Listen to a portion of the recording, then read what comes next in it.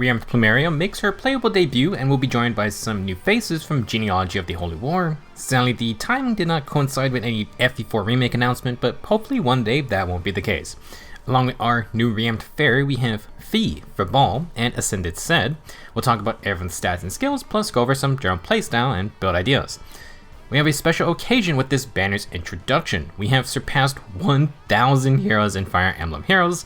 Pretty crazy, and we have a small celebration going on. If you do some quests, you can get 2 5-star copies of Patty, who is going to be a new instant demote.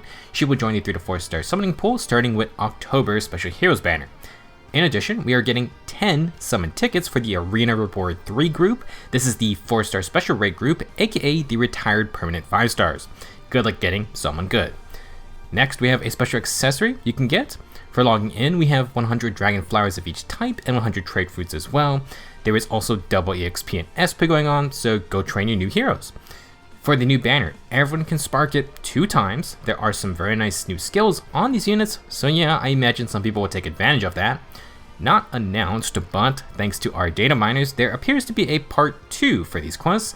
Part 2 starts in a week and has 5 first summon tickets for some unknown banner. If you want to be cautious, you may want to wait and see what the heck is happening then. Now, since Patty is a freebie, let's talk about her first. Patty is a colorless dagger infantry unit with 40 HP, 41 attack, 45 speed, 37 defense, and 24 res. She has super boons in speed, defense, and res. Patty would be the new top dog for offensive stats among the non-5-star infantry dagger users. She ties with Kath in speed but has more attack. For recent comparisons, Kath, Comb, and Gangrel have higher HP and resistance. Patty comes in with a pretty high base defense. Not including things like Dragon Flowers, she actually has the highest base defense for any dagger unit. She will get surpassed with max investment, but that's a rather high starting point. If you want an offensive dagger who could take maybe some physical hits, Patty is a great new option.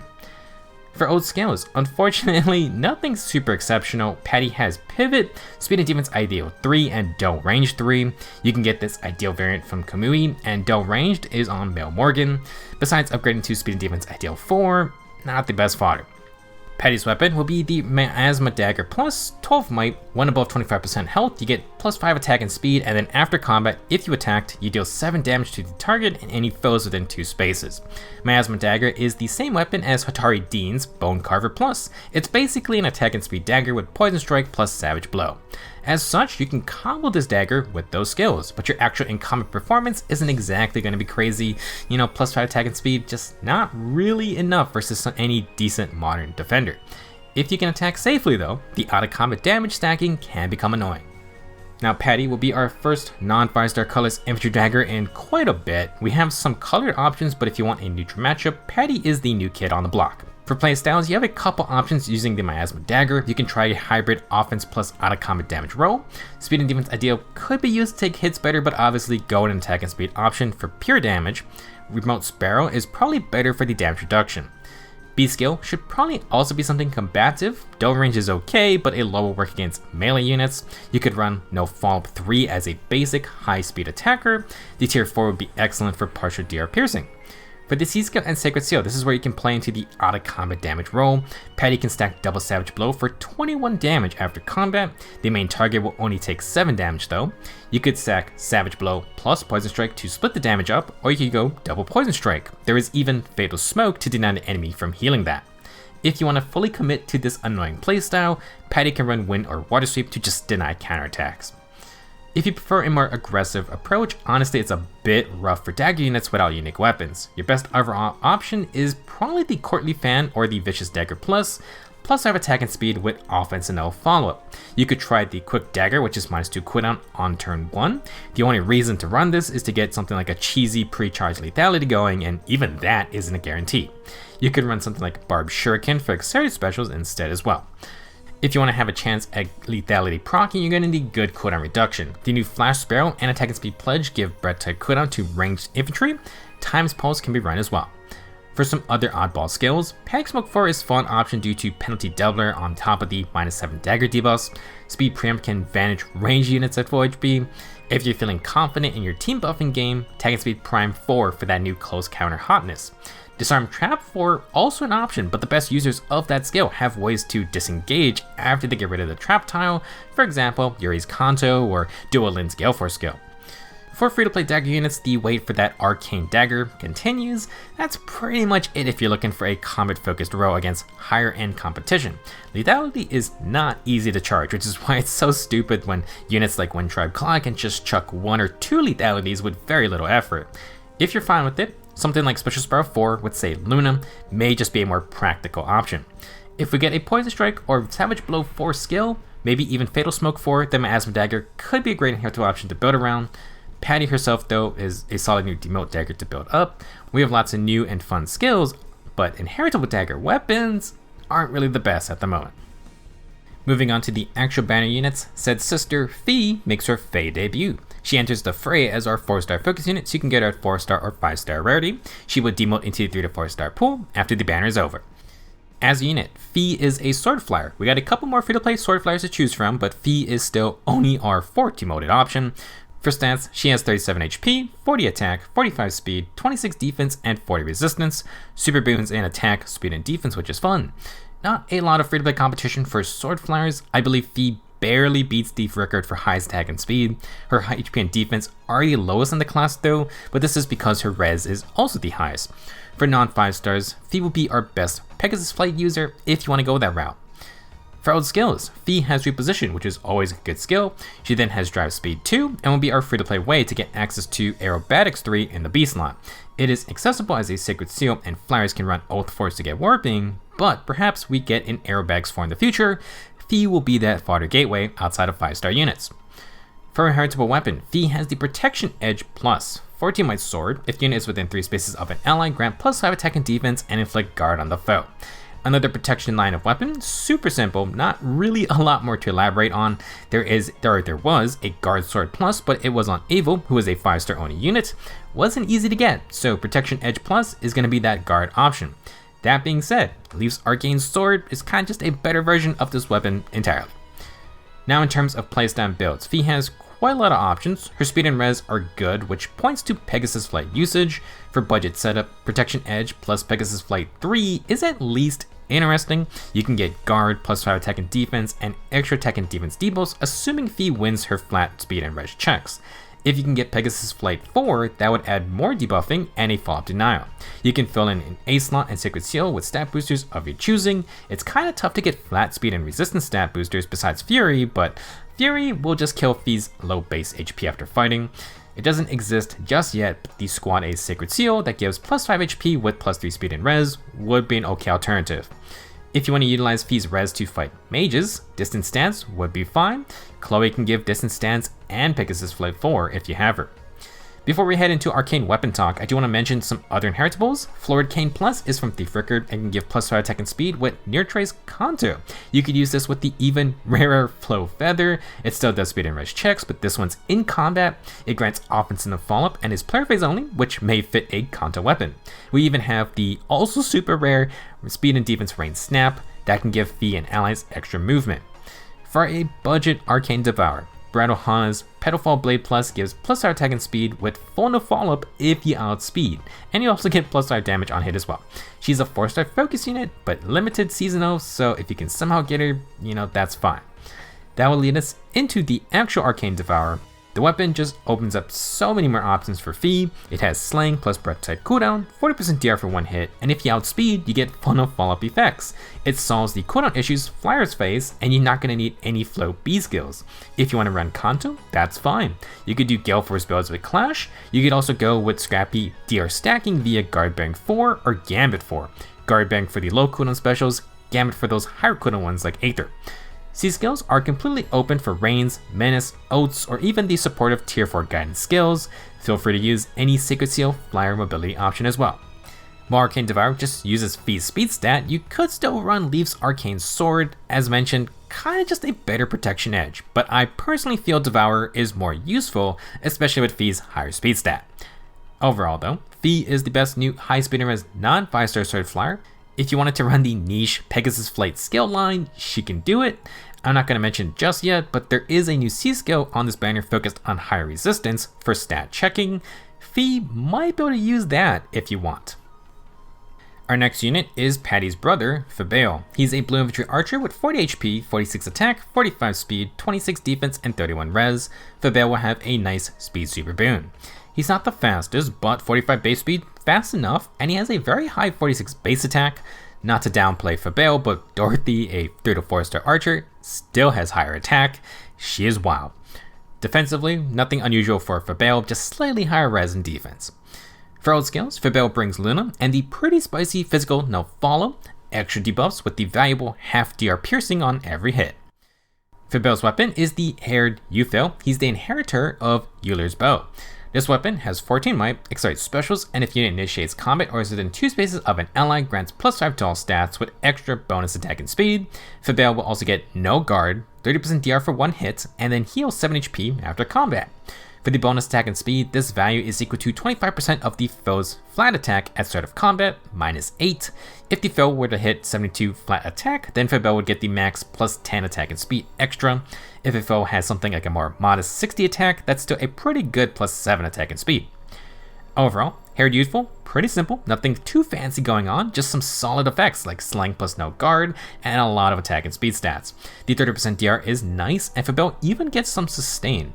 I find it funny that the guy without a weapon that has that 25% HP threshold gets after combat healing. We'll take it though. Now, Febail brings a new A skill, Speed and Res Hexblade. At start of turn, if you're within 2 spaces of a mage ally, gain the Hexblade status. If a bonus is active on the unit, gain +7 speed and res in combat. This is another Hexblade A skill variation. Hexblade gives the user adaptive damage, so you target the lower of defense or resistance. For archers, adaptive damage is great for Deadeye because targeting the lower defensive stat means higher base damage, which is higher Deadeye damage. If you just want full damage, Legendary Yuri will have the attack and speed version of this skill. If you want some extra res or just the Hexblade effect in general, then Febail is another option. For playstyles, Febail is just a solid all-around archer. He has great base attack and speed, and Haired Youthful provides defensive perks with his 30% DR and 7 HP after combat sustain. The only real setup Febail requires is starting the turn near a mage ally to proc Hexblade. When he initiates and takes a counter, he will proc Luna on the follow-up attack, thanks to no guard. With the tier 4 no follow-up B skill, outspeeding guarantees a double, and every hit pierces DR skills by half, adaptive damage ensures even more damage output for Febail. He then has 30% DR with +5 defense and res, and heals after combat. Febail can be an archer who could get into multiple fights. To fill out the rest of his kit, since you need to buff near a mage, the Oath for C skills will proc at the same time, extra stats plus warping. You can take an ideal Sacred Seal since Hexblade is a stats effect. Bonus Delver, also another fun option since Febail can utilize all 4 stats, and Guard 3 could be another good option to prevent enemies from reaching those higher cooldown special counterattacks. For some other skills, Febail's kit seems targeted at Deadeye usage. He has half DR piercing already, but Euphil grants a large attack boost, and Hexblade can enable higher base damage. Both contribute to better Deadeye scaling. If you don't really care about Hexblade, you could of course run something like Remote Sparrow to stack DR. Speed Smoke 4 is another DR stacking method, but any tier 4 smoke can work since again Febail is an archer who could take a hit or two. If you want, Special Sparrow 4 and Times Pulse are always available. For cooldown, Flashing or Heavy Blade seals work, but Flash Sparrow and Attack and Speed Pledge offer better cooldown reduction now. Pledge may be hilarious with the new Attack and Speed Prime 4, but you're going to need a lot more status effects. With it though, you can have a close counter archer who can return fire Deadeye thanks to Pledge, although this technically should work with Times Pulse as well. Another fun Pledge pairing could be Nosy Disrupt 4, extra % DR and a Deadeye proc against squishy sweep abusers. Probably is game over if they fail to one-shot Febail. Overall, Febail is a very flexible archer thanks to his solid stats and the Haired Euphil. The cooldown perks are great for offense, while the % DR and healing make Febail a somewhat sturdier archer, at least compared to many others. He's not going to be a super tank or anything, but a fun unit that can run a bunch of skills. Our newest Ascended hero is Ced. He's got a refine earlier this year, and his new duds seem to be based on Leaf's shining white armor. For bookkeeping, Ascended Ced will count for genealogy and Thracia game titles. As a unit, Ced will be running it back as a green infantry mage. For stats, he has 43 HP, 45 attack, 46 speed, 22 defense, and 26 res. He will have attack and defense super boons. For the most part, a bit of a glass cannon mage, but Ced does have some damage reduction on him. For old skills, Ced has Blazing Wind, which he can spam with Special Spiral 4. Just a reminder, Special Spiral 4 does not pierce DR skills when used with AoE specials. It will still tack on the extra +5 damage though, and of course it will give Ced the cooldown to loop that special. For general combat, Ced will have attack and speed ideal for. If you want to go with AoE specials, swap to life and death for the flat attack boost. For his weapon, Ced is Luin's son, at least for this iteration, because he gets Herod for Cedi. 14 Might Tome, accelerates specials in every turn. If Ced is above 25% health, he gets +6 attack and speed field boss and -1 cooldown.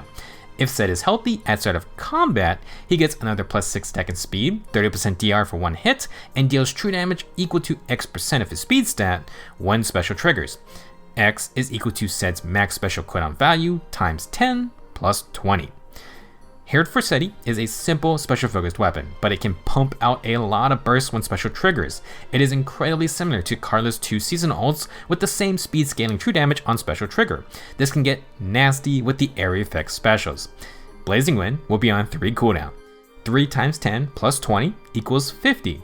That means when the AoE triggers, you add 50% of Ced's speed stat to every proc of Blazing Wind. For a base Ascended Ced, he has 52 speed with the field buff from Forseti. 50% of 52 is 26 true damage, and you add that on top of the AoE. Now, you may have noticed, but Herod Forseti passively charges Ced's special. If he isn't dealt with, he's just going to unload a pre-charge special in his first engagement. It will even work for future fights as long as Ced stays healthy. Now, you won't have to wait that long thanks to the new Infantry Pulse 4. This tier 4 upgrade is insane. At start of turn, if any infantry ally special is at max value and that ally has less max HP than the user's max HP, then grant -1 cooldown to that ally. Infantry Pulse 4 has 3 upgrades over its counterpart. First off, it now gives the user times Pulse 3. Second, the HP check is now max HP only. Third, the skill now pulses every turn. It is no longer Quicken Pulse, which is a one-time thing. It is basically Lord Asker's Open Domain, which is times pulse effect for the whole team. It has infinite range as long as you meet the HP conditions. Suffice to say, but this is a pretty damn good tier for upgrade. If you have multiple Infantry Pulse 4 users, the chaining can get pretty crazy too. Now, Ascended Ced has a simple game plan. On turn 1, Blazing Wind will be a 3 cooldown.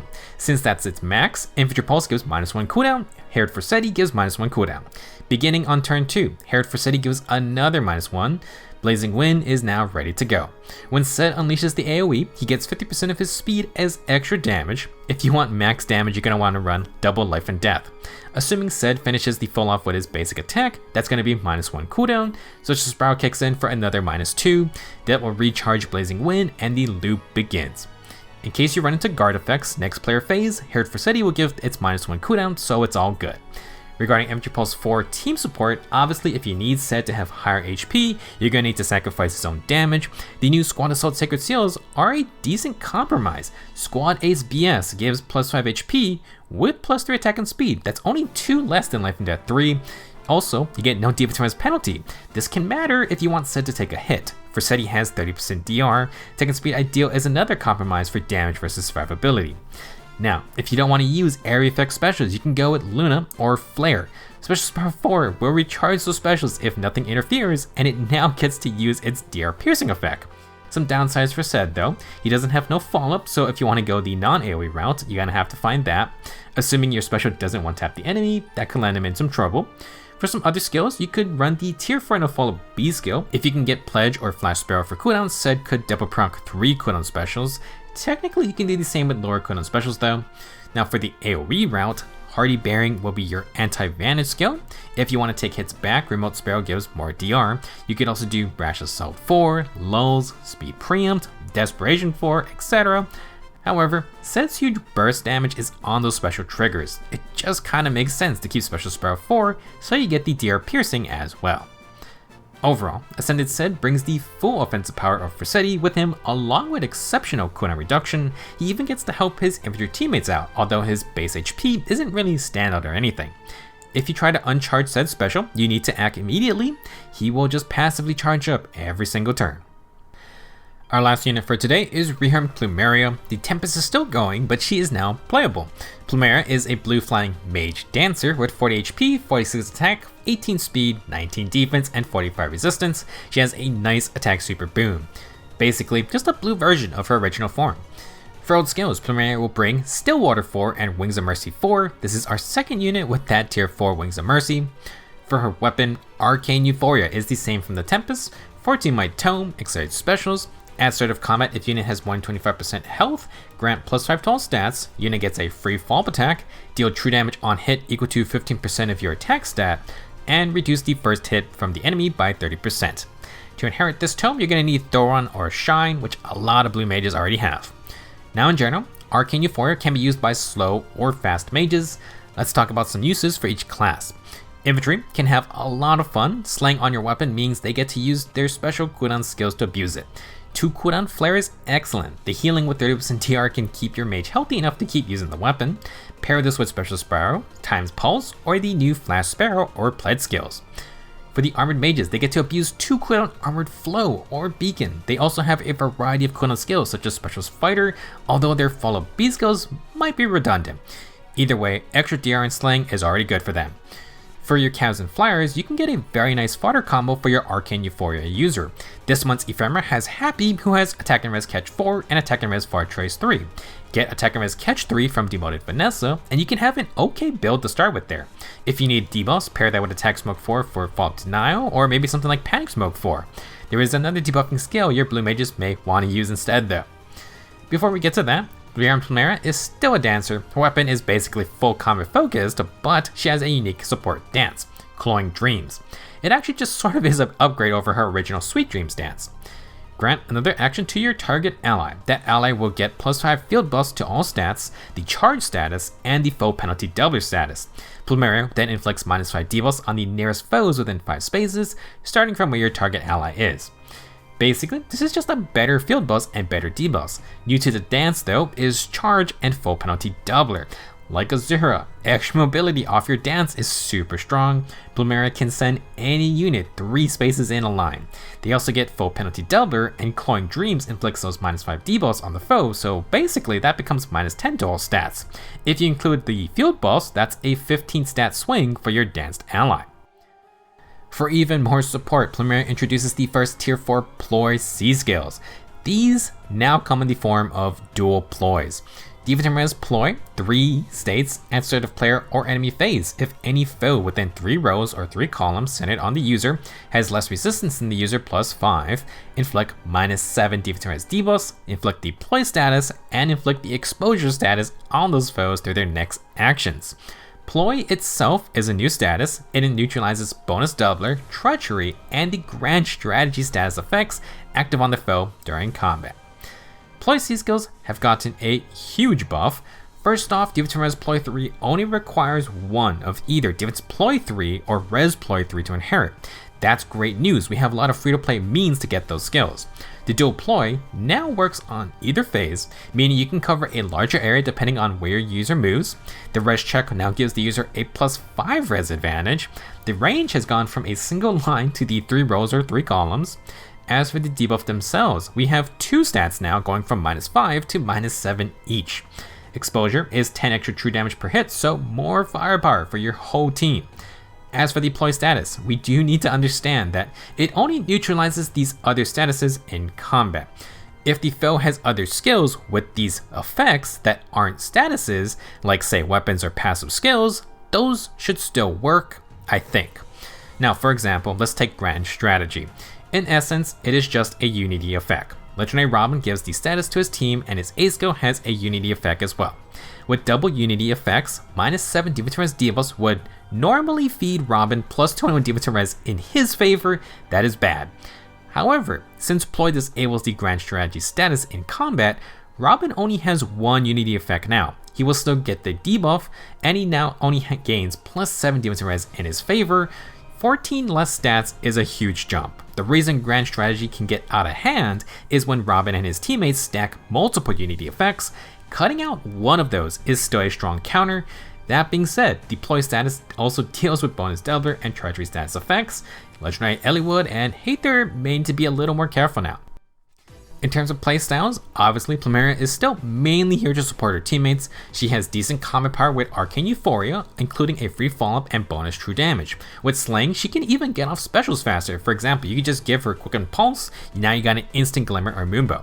If you want to focus on combat, you could stack DR with Remote Mirror. Ephemeral Happy's Catch plus Kanto deal can work for Plumeria as well. Kanto Dancer never hurts. Now if you wanted to run Rain or Hold skills, we also have that Attack and Res Rain Sacred Seal now. As for support purposes, Plumeria is obviously set up to run Defense and Res Ploy 3. Stillwater boosts flat resistance. You take the Sacred Seal or Phantom Res if you need more resistance. Assuming the ploy hits the foe, they now have -7 defense and res and exposure. When Plumeria dances her ally, they gain +5 field buffs to all stats, charge, and foe penalty doubler.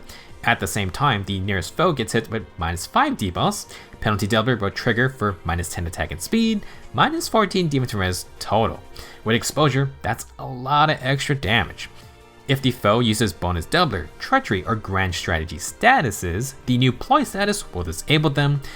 It's not like a pure hard counter, but it really helps when units try to stack these effects.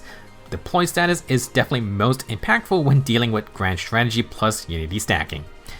Moving on, Plumeria has Wings of Mercy 4. The classic across the map save is just better. It even may let Plumeria snipe a weak foe. If you just want to focus on the dancing portion, it's hard to get, but Spring Triandra had Firestorm Dance 3. You could give an ally Charge, Full Penalty Doubler, Kanto 1, and Desperation. Maybe you wanted 4 prime status effects for no particular reason.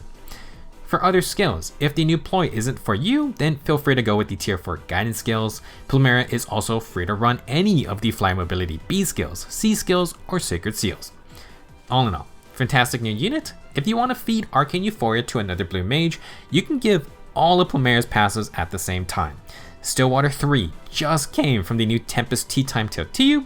Wings of Mercy 3 can be gotten from the Red Bull. Defense or Res Ploy 3 are on Arete, Forest, Ileana, Arvis, or Winter Cecilia.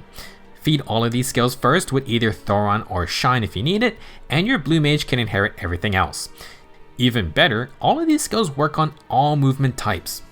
For some suggestions of high-res blue mages, if you want to use the new Defense Res Ploy 3 skill, Kadean Soren, Halloween Sophia, Ileana, and Tatiana, those are just a couple free-to-play units who don't have their own weapons. That'll be it for this banner breakdown. Thankfully, some straightforward new weapons, but we have a couple hot new inheritable skills. Are you planning on using the new Arcane and Euphoria, or maybe you have plans for that new tier 4 ploy skill? Maybe it's time to revamp the Infantry Pulse lineup. Now, if you aren't summoning, we have a Grand Hero battle for Arion coming up. He is a slower Lance Flyer, I know, but Dravant's Silver Lance fiasco from all those years ago is finally bearing fruit. Arion will be bringing his Gungnir Holy Lance, and it's a pretty fun weapon. We'll talk about what he can do next time. Good luck on your summons. Don't forget to get those tickets from Forging Bonds. Thank you for watching, and I will see you in the next video.